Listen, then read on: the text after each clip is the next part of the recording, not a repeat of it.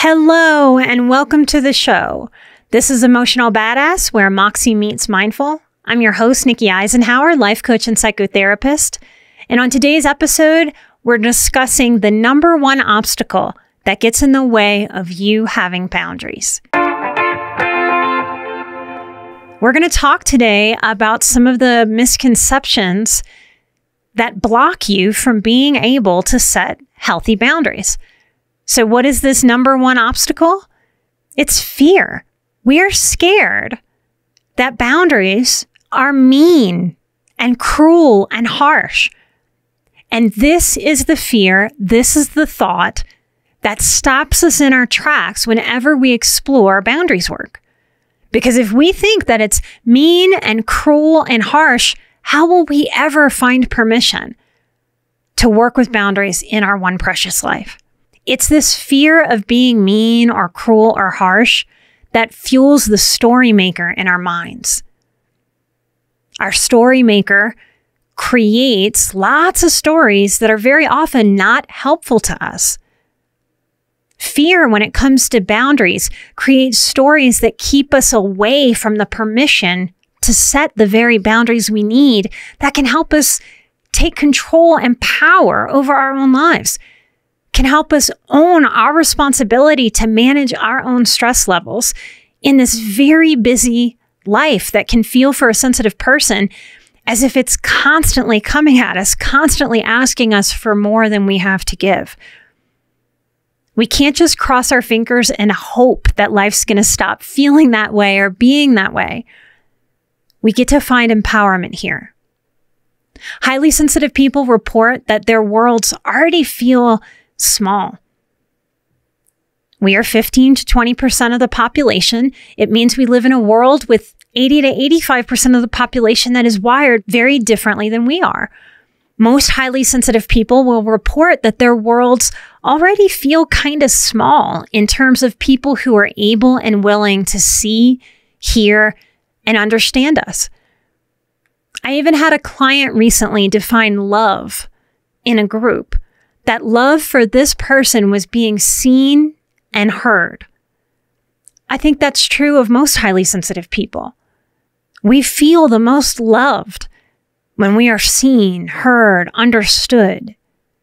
We can understand here that if deep down we believe that we feel the most loved when our authentic self is seen and heard and understood, then boundaries can very easily seem to threaten our very love, our connections with others.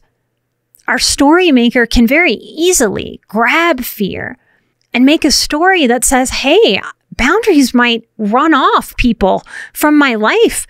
They might offend people. They might dissuade human beings from even wanting or being willing to see me, to understand me, and ultimately love me.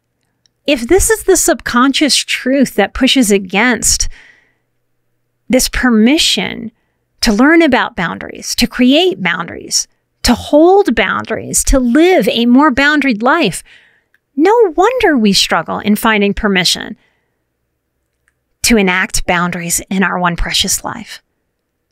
No wonder so many people pleasers never figure out boundaries and just keep on pleasing others. Even when they know that this continued people-pleasing is to their detriment, to their exhaustion. Recovering from people-pleasing might seem at first glance as if the task is just to not please other people, or that in work to be less people-pleasing, less codependent, we may assume that there's some kind of big problem with pleasing other people. Let's be clear, and let's be real, and let's be honest. For big-hearted people, it's awesome to please other people. It is lovely. It is wonderful to support other people, to lift them up, to encourage, to help, to show up in joy or to show up in a time of need. These are some of the most beautiful and glorious moments that we can experience with other people. The point of healing the people pleaser or of entering a codependency recovery is not about displeasing others at all. It's about realizing, I haven't put my own self on my own people-pleasing list. And that's a problem. That makes me exhausted. It makes me resentful. Everybody else is getting the best of me. And what's left for me? No wonder we can get bitter and resentful in our depletion. When we enter people-pleasing recovery, it's as if we're sitting down with ourselves saying, hey, light bulb moment. I get to be on my own list. So it's not about displeasing others. It's about learning that I count and I matter and I get to please me too. I get to take care of me too. When we do the work to care for ourselves, that's not just for us. It's for everybody else that is around us too. When I take care of myself, I take care of the people I love by being able to show up from a place of my cup being filled rather than empty. My best self can show up, not my most depleted self that doesn't have a whole lot to give. If we've ever flown on a plane, we have all heard the flight attendants, no matter the language they were speaking, telling us to put on our own oxygen mask first. Because you're no good to helping anyone else around you if you pass out while putting oxygen masks on other people around you. In fact, if and when you pass out, because you're putting the oxygen mask on other people, you're helping others instead of helping yourself, you will put other people in the position of needing to help you when you had helpfulness in your heart. What a boundaries world this would be. What a healthier world this might be if we all took this teaching into our hearts and allowed ourselves to put our own self on our own people-pleasing list. That would be better for us and better for everyone that we love, everyone that we interact with.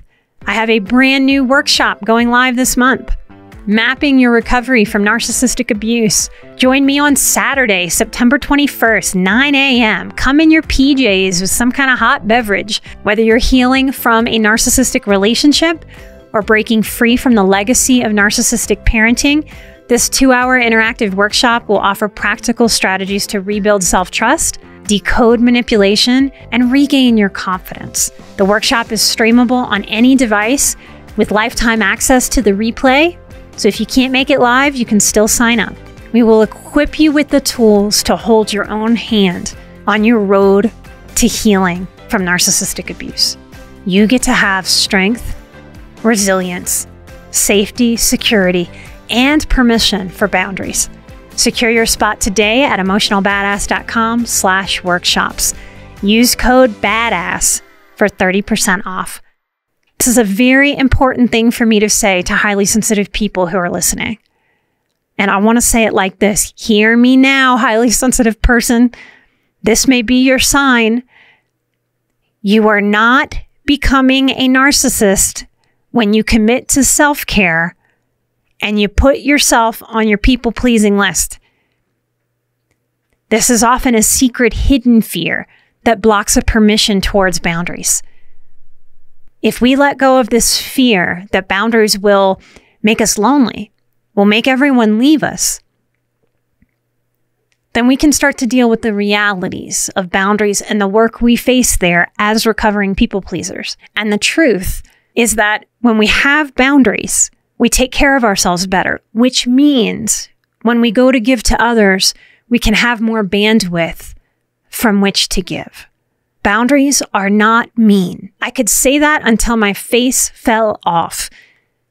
It won't matter in your life unless you start to give yourself the message that boundaries are not mean. They are a requirement for life. Boundaries in and of themselves are actually quite neutral. Like a door, like a barrier in a road, like a fence. Neutral. the motivations for human boundaries, that's where we can find either a healthiness or an ick, either a healthy drive towards boundaries or a sick drive towards boundaries, a twisted drive towards boundaries. If we set boundaries from an intention of self-care and self-management, like it is really my job in this world to say no sometimes because I have limits. There are only 24 hours in the day, and I need to be in charge of my output and my input. When we set our boundaries from this place of an intention of honest self-care and self-management, this is a healthy intention, and this leads to healthy boundaries. Even if we're stumbling through boundary setting, even if we're fumbling with that language, when the intention is healthy and grounded behind the boundaries, you will get there, just like a baby learning to walk. No baby learns to walk without stumbling and falling and wobbling, and that's how they get more steady. Your boundaries work is no different. You get to be unsteady in it, and that doesn't mean that you're wrong. It just means that you're wobbling. Hold on to your intention being clear, clean, positive, good, honest, healthy. If anybody tries to set boundaries from a place of control, power, to screw with somebody, just to poke them, just to dominate a moment, an experience, or another person, or to teach them a lesson, that is a dysfunctional intention. Healthy boundaries are not used to try to teach a lesson, to try to punish. They're used to be in respect of who you are as a person on this planet. So setting boundaries can be a great act of kindness for all involved when done well. Or it can be more dysfunction just trying to use boundaries language to continue dysfunction.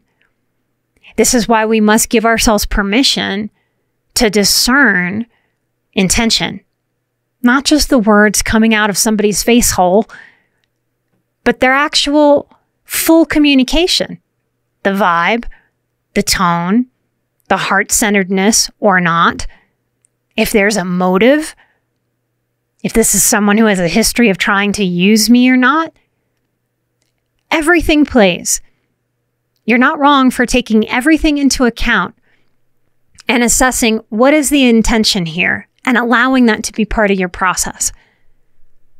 We can feel a clarity in positive intention, and we feel a murky darkness with dark intention, wrong intention, immature intention.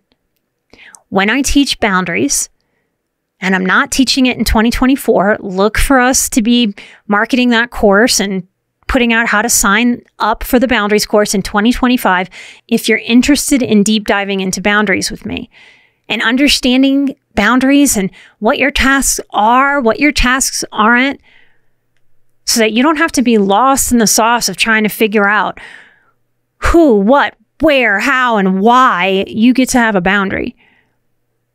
Intention is important to understand in all self-development, but particularly in boundaries work and in life.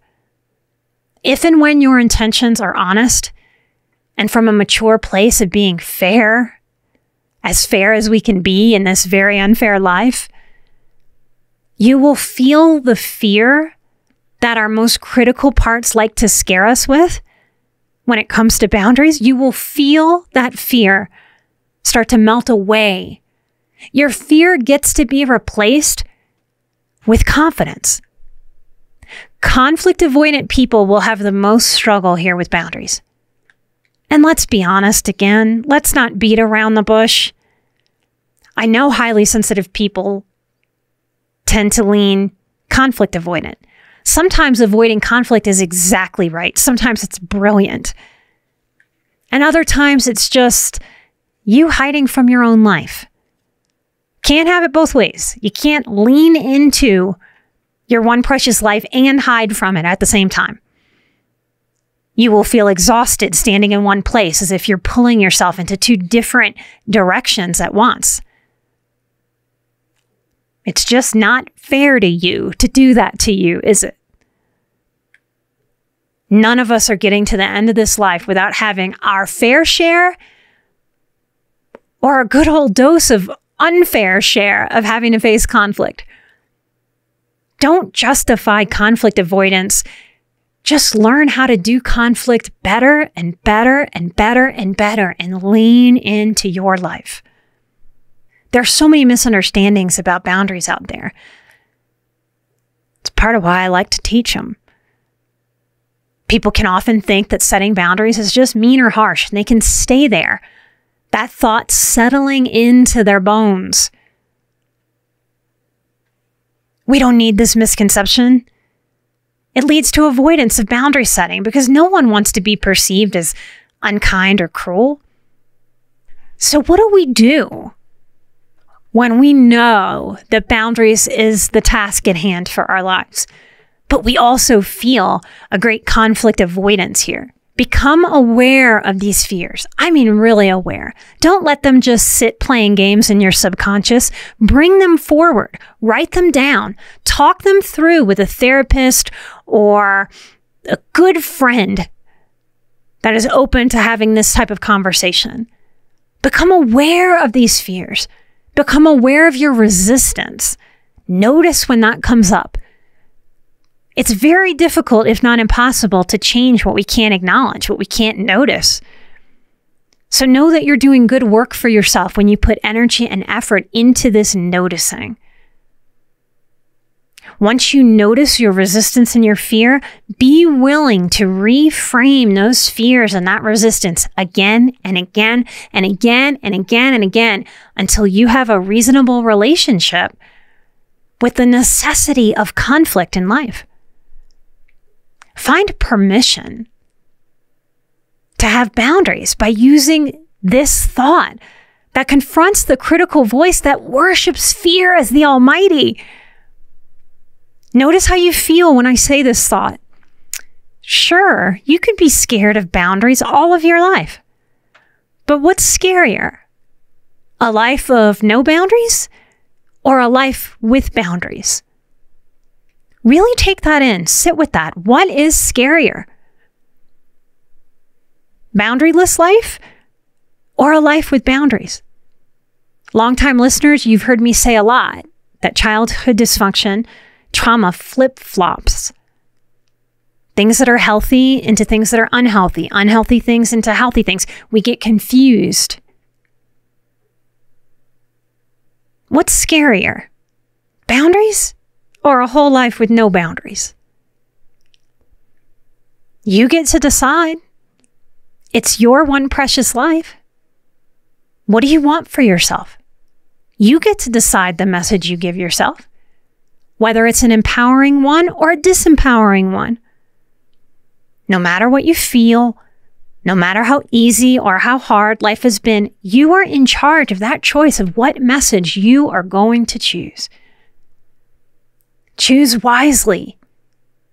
And notice what happens if you let wisdom win over fear, or notice what happens if you let fear win over wisdom.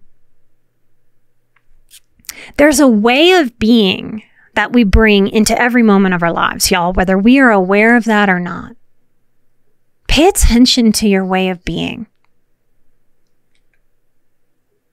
Any of us, those of us with the highest compassion to the lowest, we can be motivated by the light or the darkness, by love or by hate, by kindness or by cruelty, by wisdom or punishment. Our intentions, our deeper motivations are crucial to understand. We can't go very far in self-development work if we're not willing and able to be as honest as we possibly can be with ourselves. And I mean honest again and again and again. Honesty is really important here. Not everyone has cultivated strong self-honesty muscles. Can you be honest with where you are with yourself when it comes to real deep self-honesty? I hear the trap in that. But that's where we do a lot of our growth. In some of these little struggle points of, ooh, how honest am I willing to be with myself? How honest do I know how to be with myself? Am I willing to lean into courage, to cultivate courage and bravery so that I can be just as honest with myself as is humanly possible? Here's another question. If you're not being honest with yourself, what are you doing? Are you okay lying to yourself? For real? Only from pain and struggle, I think, would anybody be okay with continuing a life of being dishonest with the self. We are human. All of us have a dark shadow side, y'all. And some of the most dangerous and manipulative types, they really do like to pretend that they have no shadow side, no dark side, that they are all love and light. I am confident that I have very, very, very high empathy. I also have very, very high personal responsibility. I trust about me that I go out of my way to be fair whenever is humanly possible and to consider the feelings, the circumstances of everybody around me. I also know about me that I am a human being. I have an ego just like all of us have an ego. I also have a dark side. If my dark side is in play, I have a high integrity, a boundary with myself to not allow my dark side to play in the boundaries arena.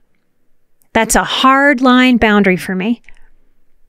That if I'm upset, if I'm angry, if I'm hurt, those are darker forces, and I don't want those darker forces creating my boundaries. It'll get wonky because they won't honestly be from a place of light. We don't have to make having a dark side, having a shadow self, a bad shame kind of thing. It's been said that we can't even really love ourselves unless we are integrated with our shadow. I'm a believer of that psychology. As sensitive people, I don't advise pretending like we're not supposed to have a dark side. My advice here, you can take it or toss it, now and always, is to deal with that dark side, to own it, and to be very wise about which part of you is at play. My boundaries, when they've done the very best for me and everyone, are from the light. I see that again and again and again in the clients that work with me, people that have come through the boundaries course. Are you honest with yourself or willing to be about being in the light or being in the dark as you move through life, move through the world, move through relation with other people? If you don't trust yourself to assess whether you're in your darkness or in your light, pay attention. Keep asking yourself the question. If you have people in your world that you trust, that you think are wise, grounded, and mature, all of those, not one, but all, then consider asking for some insight here, a little help. Ask them if they see you as somebody who's able to be really honest with yourself, or if you have some more growth to do in that area. Understanding intention is very, very important. Understanding where our energy is at that motivates us to do a thing or to not do a thing, to say a thing, to not say a thing, is very important. It's very informative. People really do respond more to the intentions behind actions than the actions themselves. This can be felt when we're setting boundaries with people. This can be felt when other people are setting boundaries with us. Children and other people can sense the motivation behind rules and boundaries. Passive aggressiveness is something I loathe. Make sure you understand what passive aggressive is and what it isn't.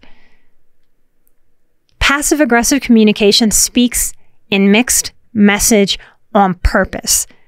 It looks at you with rage and anger and says, I'm fine. Mixed message. There's not a sensitive person on the planet who doesn't know how that feels to receive. It's very important to me, as someone who works with people and needs to create a safe place for people, that I am never, ever passive aggressive. I am very direct. I am very clear in not playing games when I am speaking to people. This is part of how I stay in the light as I utilize boundaries in my world. You can't be in the light with boundaries if you're allowing passive aggressiveness to come up and out of you. If you think you're passive aggressive, I want to encourage you, do some journal work there. Lean in. Where did that come from? What are you doing continuing that? What are the pros and cons of that? Because we don't do anything if there isn't a pro. Be honest here. Why do I do that? How is that serving me? Is this serving me in the moment?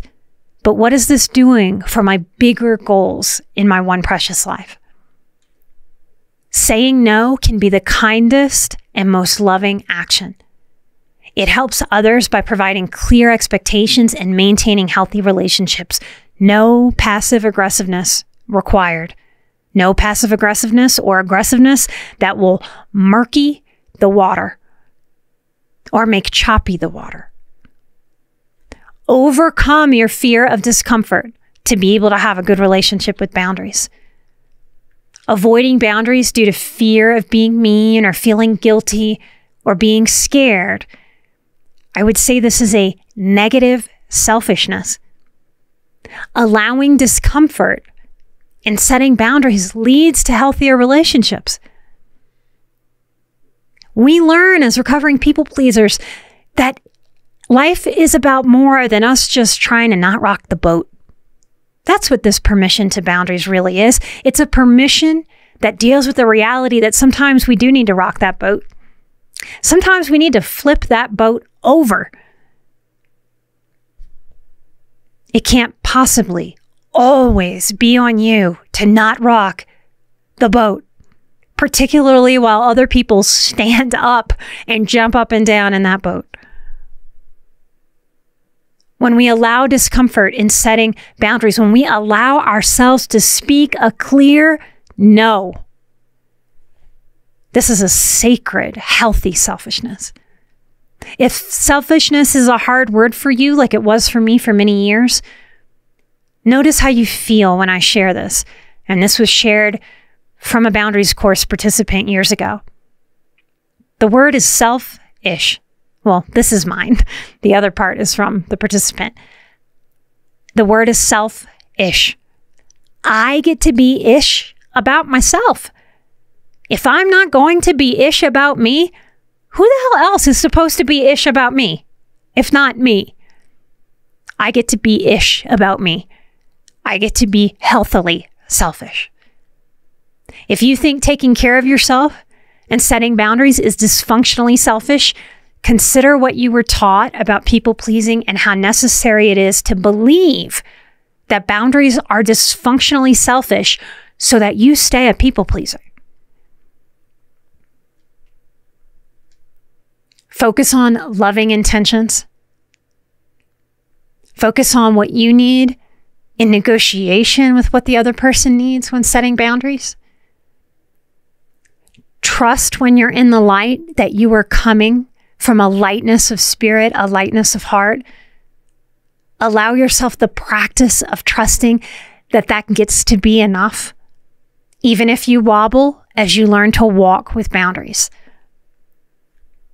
If I have a toddler in my house who likes to open the front door and make a game of running to the street, I am kind to lock that door.